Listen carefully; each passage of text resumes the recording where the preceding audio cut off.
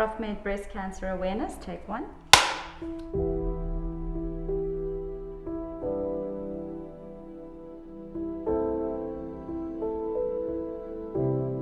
I'm Mauriza Swart. I'm from Centurion. I work at Profmed Medical Aid where we administrate medical aid. I've got a boy in grade 7 and I'm a breast cancer survivor.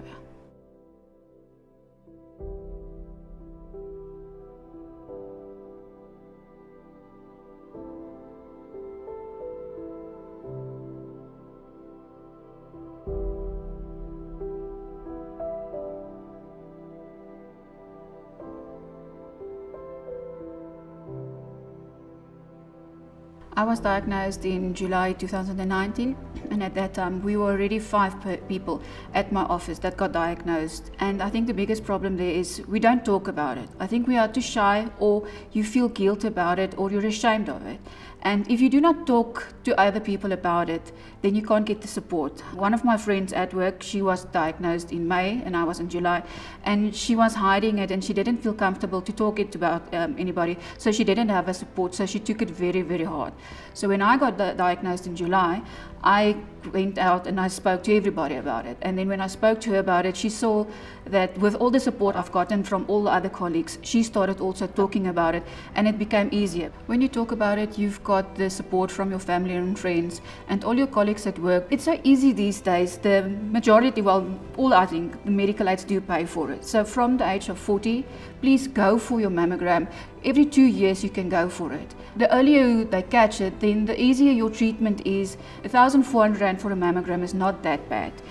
1,400 Rand can save your life. In my case, because we caught it so early, I didn't even need chemo, but I still had my radiation just because I went for it. I was scared, but I went for it, and then they caught it so early. They said there was no way that I would have ever caught it myself by self-examination, but because of a mammogram, they saw it and they took all the action, and yeah, now I'm fine.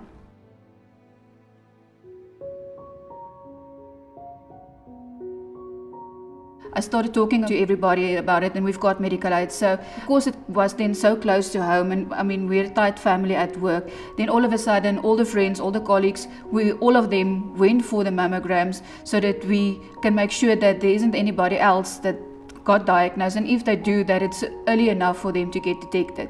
So you become like the mammogram police there to make sure, please go for it because it can save you. It does save lives, and especially if you get it early enough, then you can also do something about it and get through it.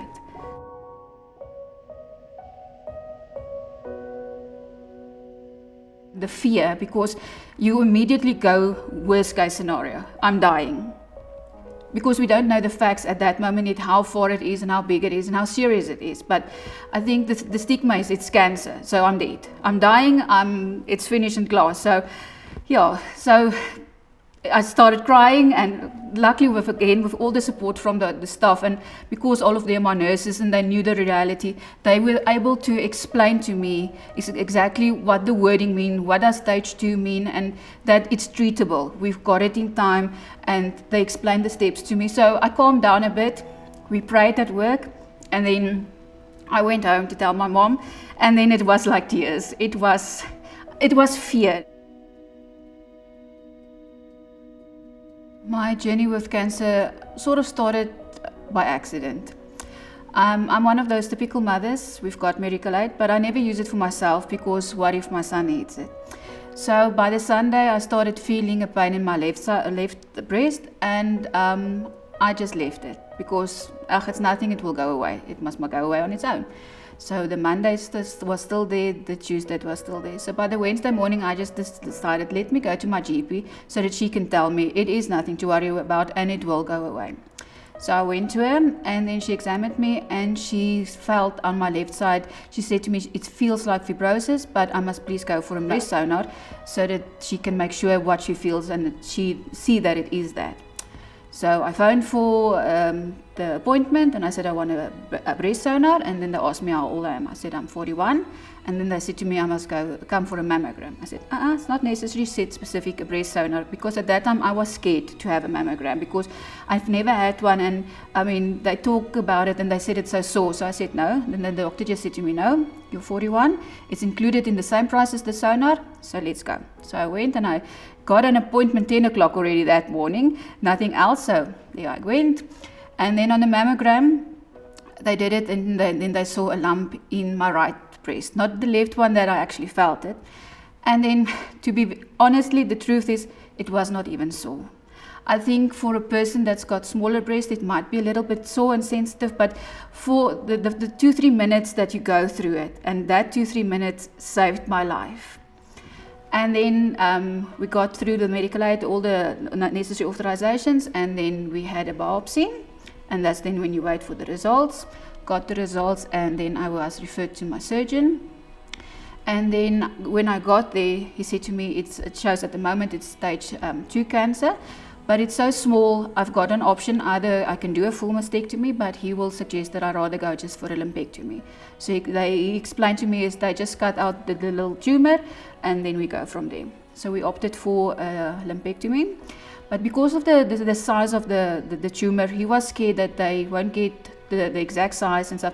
So we went for a hook wire also. So we did the hook wire, and the morning I got admitted the Monday morning, did the hook wire, and then we went for nuclear also, because they need to see which possible limbs the cancer can go through. So I had that, and then in the theatre, they took it out.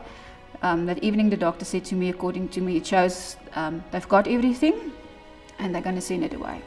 So I got discharged the Tuesday morning. That Saturday morning he phoned me and he said it's out. It shows they've got everything and it's clear. And then he referred me to my oncologist. I went through to Little Company of Medidate to Dr. Kempen, and by that time they had the results, and then she said to me, in the end the tumor was 6 millimeters and it was downgraded from stage 2 to a stage 1 cancer. They said to me, with my own examination, there was no way that I would have ever felt the lump myself. This is the earliest that you can ever find cancer. So she explained to me, with all the stats and all the input from the tumor that we had, that at that moment already, without any chemo or radiation, my survival rate was already 95%, because we got it so early. So she said to me she's not going to put me through chemo, because with all the stats, and they've got the stats from overseas where they've got enough data already. So she showed to me, if they put me through chemo and all that inflict all that pain and stuff, and then my life expectancy goes up to 96%. So she said it's not necessary. So, but then she said to me, I'm going to go for radiation, just to make sure that there isn't some cancer cell somewhere stuck. So we just waited for the wounds to heal.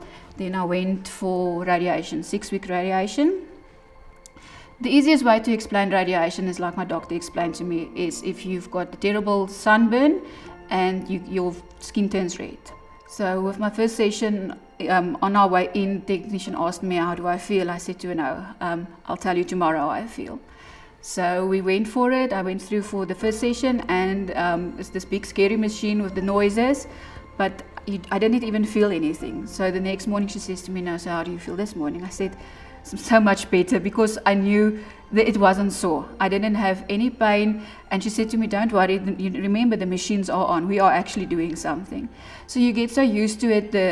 It's 10 minutes, and every morning I quickly went through from the office, drive through, went for the radiation, got it, and I had 30 sessions, and on session 26 only, a little part of my skin under my arms where I took out the limbs, that tore a little bit, like when you got suntan, and that was that. Nothing, no pain, no side effects, I didn't get sick, nothing at all. And so that's, yeah, so by then I also had a CT scan that they referred me to, and I had a CT scan, and the next day they already phoned me back and said my CT scan is clean. There's no cancer left.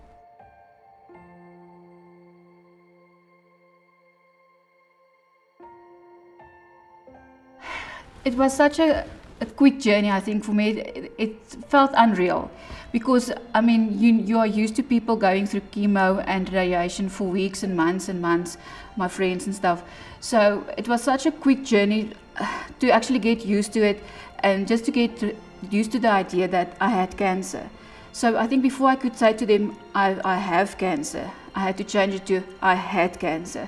So it's a very big relief. So you cry, and it's relief, and you appreciate life, and then you make sure that there's enough people that know that, because if you go for your mammograms and you go that quickly, you can have the same route that I went through. It was painless, and the technology is there, and it saved my life. So.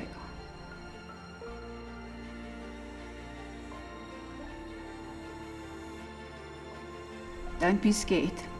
Talk about it. Even if you are scared, do it. Go for your mammogram. Go for it every second year. If your medical aid pays it for you, go every year from the age of 40. I now go every year, and the fear never goes away, because now that from the mammogram up until they come in and tell you that you are still clean, that fear is always there. But that fear keeps it alive to make sure you do go for it. So talk about it, get the support from your friends, because with all your friends, we get through this, and the sooner we get it, the sooner we as a family get through it, and we save lives. It's a rough journey, and the thing is, if this is a thing, cancer is a thing, you must not go through this alone. Because there's days that you, especially if you've got it in your stages is higher and you've got it worse cancer than I have, there's days that you're going to feel alright, then the next day you feel terrible. So if when you do have the support of your friends and family, don't go through this alone. It's something that you need to talk to somebody, and you need to get that emotions out. You need the support. All my colleagues, I mean, some of the days they even went through with me for the chemo and the radiation and stuff. So just to have that support, and then just to have that somebody's hand to hold on to. And I mean, that support is there, because it's lonely if you're going to go through that alone. And I mean, nobody needs to go through this alone.